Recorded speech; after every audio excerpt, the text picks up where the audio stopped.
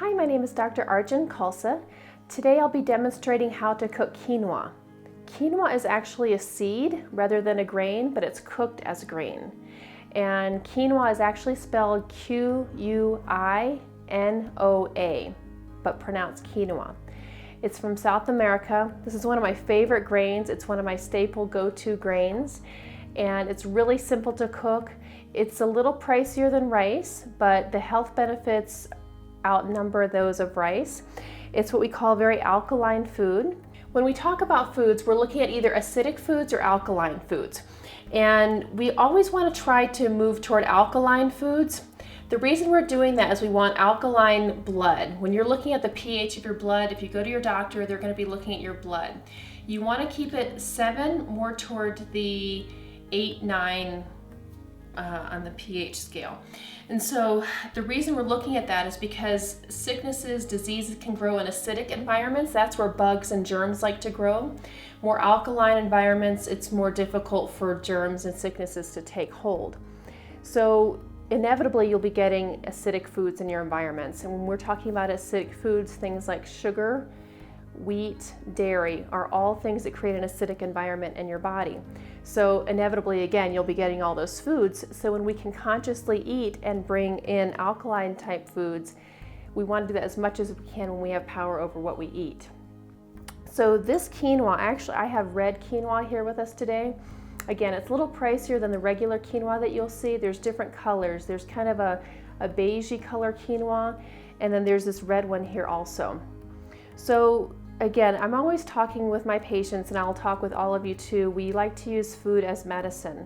So in showing you all these different grains and demonstrating how to cook them, these are very simple things that you can do at home for yourself and help creating healthy environments for you and your family.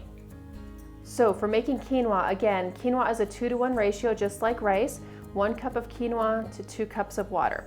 So again, I have red quinoa today. There's a white colored quinoa also. So I'm going to go ahead and pour my 1 cup of quinoa into my pot. And then the rinsing is really important in quinoa. If you don't rinse off, it has this kind of outer layer. If it's not rinsed off, it has a really bitter taste. So again, just like the rice, I'm going to rinse it and I'll strain it through my fingers, and I'll do that about 3 to 4 times. Okay, so rinsing, and then I use a strainer with the quinoa because they're so small. So I'll be doing that 2 more times.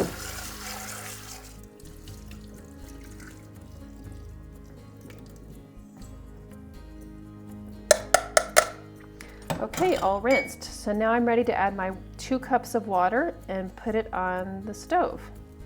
So I'll turn my burner on to high, add my 2 cups of water, make sure all my little quinoas are down in the pot.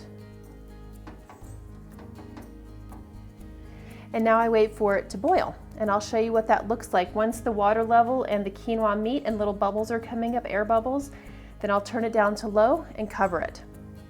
So once the quinoa boils down to where you see it now, where the level of the water is down to the level of the quinoa, then you can turn it on low, cover it, and you'll cook it for about 11 to 13 minutes. Again, depending on where you are, we're at high altitude, so it takes us about 12 minutes. If you're more toward the lower areas, you'll probably check around 11 minutes.